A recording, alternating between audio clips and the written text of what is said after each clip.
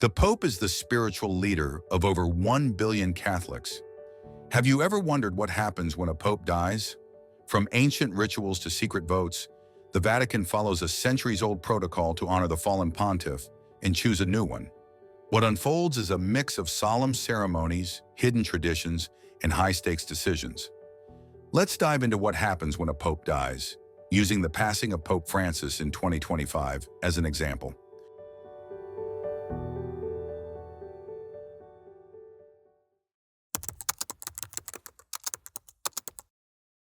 April 21st, 2025, Pope Francis dies at age 88 in Vatican City. A doctor confirms the death, but an ancient ritual begins. Cardinal Kevin Farrell, the Camerlengo, steps forward. Historically, the Camerlengo would call the Pope's baptismal name 3 times and tap the forehead with a silver hammer to ensure no response. Modern medical practices have replaced the hammer, but the name-calling ritual persists for ceremonial purposes. Calling the baptismal name 3 times signifies the Pope's return to his human identity before God, marking the end of his earthly role. This haunting tradition, rooted in medieval times. The Camerlengo seals the Pope's apartments with red ribbon and wax. This tradition began in ancient Rome to stop looting. Now it symbolizes the end of the Pope's authority. For Pope Francis, the second floor of Casa Santa Marta, his modest residence, is locked. The act protects his private papers and marks the church entering a period called Sede Vacante, meaning the seat is empty. The Vatican pauses, waiting for its next leader. The Camerlengo takes the Fisherman's ring, a gold band unique to each pope. He also gathers the lead papal seal. Both are destroyed with a ceremonial hammer. This prevents anyone from forging papal documents. The Fisherman's ring, named after Saint Peter the Fisherman, represents the Pope's role as Christ's successor. Its destruction is a stark reminder. The pontificate is over. For Pope Francis, this ritual closed his 12-year reign.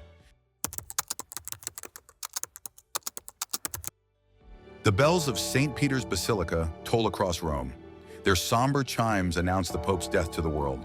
In 2025, they ring 88 times, one for each year of Pope Francis's life. This sound unites Catholics globally in prayer. It echoes a tradition from centuries past, when bells signaled major events.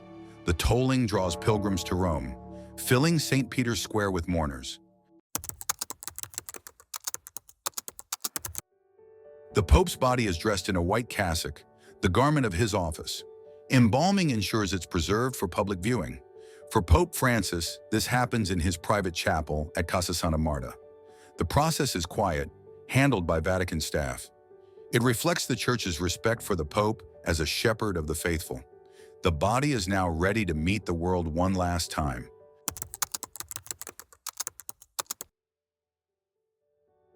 The Pope's body is moved to St. Peter's Basilica. It rests in a simple wooden coffin, a change Pope Francis requested in 2024. Thousands stream through to pay respects. In 2025, world leaders, cardinals, and ordinary Catholics line up. The scene is solemn yet chaotic, with crowds stretching across Rome. This moment shows the Pope's global impact, uniting people in grief and reverence. April 25th, 2025, a funeral mass fills St. Peter's Square. Cardinal Giovanni Battista Re, Dean of the College of Cardinals, leads the service. Dozens of world leaders, including presidents and kings, attend. Pope Francis asked for a shorter mass, lasting about 90 minutes. Unlike the 3-hour ceremonies of past popes, the service prays for his soul and celebrates his legacy. Mourners pack the square, their presence a testament to the Church's reach. April 27th, 2025. Pope Francis is buried in the Basilica of St. Mary Major. Most popes rest in St. Peter's Basilica, but Francis chose this church for its personal meaning. He often prayed there before an icon of the Virgin Mary. His coffin, made of wood and zinc, is simpler than the traditional 3-layered caskets. A document called a rogito, summarizing his life, is placed inside. This choice reflects his humility, setting him apart from centuries of tradition. The Church enters a 9-day mourning period called Novendio. Daily masses honor the Pope's soul. In 2025, Catholics worldwide join in prayer. The tradition comes from ancient Rome, mirroring the 9 days Mary and the Apostles prayed after Jesus' ascension. It's a time to reflect on the Pope's teachings and prepare for what's next. The Vatican buzzes with anticipation as cardinals arrive in Rome. May 6, 2025, the conclave begins in the Sistine Chapel. Up to 135 cardinals under age 80 gather. They're locked inside, cut off from the world, no phones, no news. The word conclave means with a key, a nod to a 13th century practice of locking cardinals in to speed decisions. They vote in secret, writing names on ballots. A 2/3 majority is needed. The process can take days, though Pope Francis's election in 2013 took just 24 hours. After each voting round, ballots are burned. Black smoke means no pope is chosen. White smoke signals a new pope. In 2025, crowds in St. Peter's Square stare at the Sistine Chapel's chimney.